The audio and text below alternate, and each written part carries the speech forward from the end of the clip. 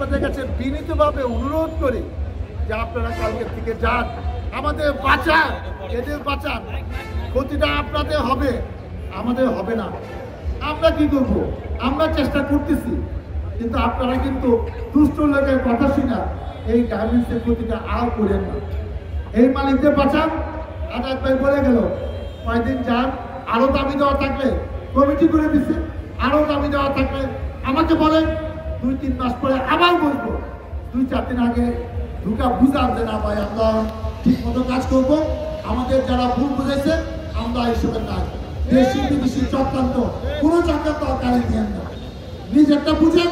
কারণ আপনি বুঝেন কাজটা করলে টাকা পাবেন না, এইটাই থাকে না, কিছু বুঝার দরকার নাই। আর আপনারা যারা দুষ্ট বুদ্ধি দেয় তারা কেন দেয় সেটা আজকে বললাম। আমার আপনাদের উপর বিশ্বাস আছে, আপনারা আমাদের পরিবারকে ছিলেন। আমি আমার মতো করে 15 মিনিটে যা যা বলা বলছি। এখন আমাদের শেষ অনুরোধ, আপনারা আজকে বিজিএমের নেতা, আপনারা বুঝতেছেন না ওনাদের মতো লোকেরা আমরা যখন বলি যে এলাকায় বসে আপনাদের কথা শুনতে চাই, 7 মাস পরে আপনাদের কাছে আসে, আপনি সুযোগ মনে করেন না। আগে ব্যাগটা পেটে 50,000 লোক কাজ করে হবে না।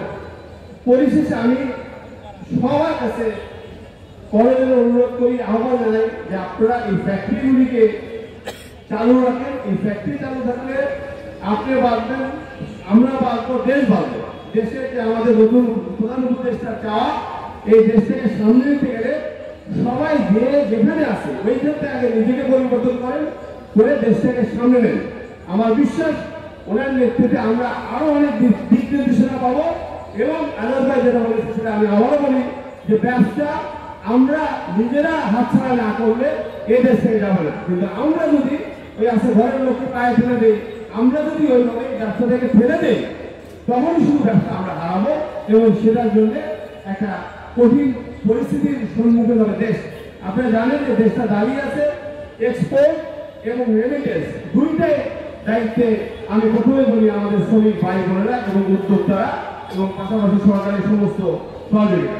তো আমি পরিশেষে আবারও সবাইকে ধন্যবাদ জানাই যে আপনারা এত ধৈর্য সহকারে অনেকক্ষণ থেকে কথাগুলো শুনেছেন। সবশেষে আবার অনুরোধ করবো আপনারা কালকে থেকে যার যার ফ্যাক্টরি রাস্তার দায়িত্ব, আমি ওই প্রধান উপদেষ্টার শুনেই বলি যে সবাইকে নিজের দায়িত্ব নিতে হবে। যার যার ফ্যাক্টরি রক্ষা করার দায়িত্ব না, আমরা মনে করি একটা শ্রমিক একটা ফ্যাক্টরির কাছে টুকরা হয় না। বাইরে থেকে কেউ যদি আসতে না পারে, বাইরে থেকে যদি আমাদের উস্কানি দিতে না পারে, সেই সচেতনতা সেই সতর্কতা আমরা যেন নিজেদের মধ্যে করে ফেলি এবং আমরা যেন শক্ত হাতে তাদেরকে প্রতিহত করি। কারণ শ্রমিকরা কাজ করতে চায়, তার ফ্যাক্টরিতে যেখান থেকে আল্লাহ তাআলা রুজি বন্টন করে সেই ফ্যাক্টরি ক্ষতি হচ্ছে চায় না, এই বাইরের লোক এটা ক্ষতি করে। তাই এর মধ্যে সেনাবাহিনী, গোয়েন্দা সংস্থা, যত গোয়েন্দা সংস্থা আছে তারা সমস্ত ফ্যাক্টরি থেকে সিসিটিভি ক্যামেরা ফুটেজ নিয়ে গেছে এই লোকটা কারা।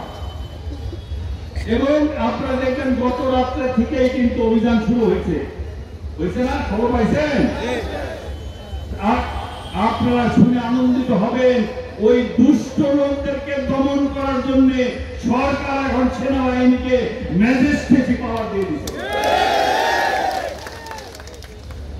এখন আর দেখবেন কালকে থেকে অন্যরকম সেনাবাহিনী,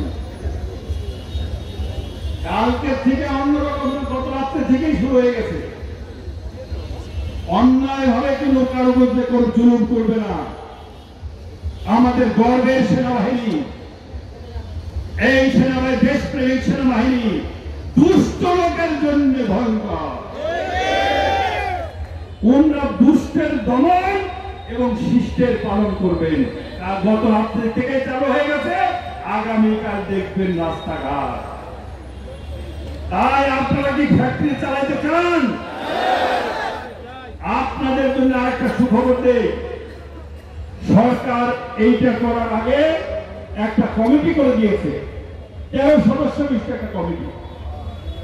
এর মধ্যে শ্রমিক একজন এডিশনাল সেক্রেটারি কে প্রদান করে, আর এখানে শ্রমিক নেতা আছে, ব্যারিস্টার আছে, এখানে মালিকদের প্রতিনিধি আছে, বিজিএমের প্রতিনিধি আছে। সবাই মিলে শ্রমিক নেতাদের সাথে বসবে, মালিকদের সাথে বসবে। যদি আপনাদের মধ্যে যদি কোনো কিছু অসন্তোষ থাকে সেইগুলো 1 মাসের মধ্যে সরকারের কাছে দাবি পেশ করার জন্য সরকার বলে দিয়েছে। কালকে বেশ কয়েকজন অ্যাডভাইজার শ্রমিক নেতারা সরকার বিজিএম এর সাথে কালকে বসবে, বসে পরবর্তী কার্যক্রম গ্রহণ করবে। আর আপনাদের কাছে অনুরোধ চাই,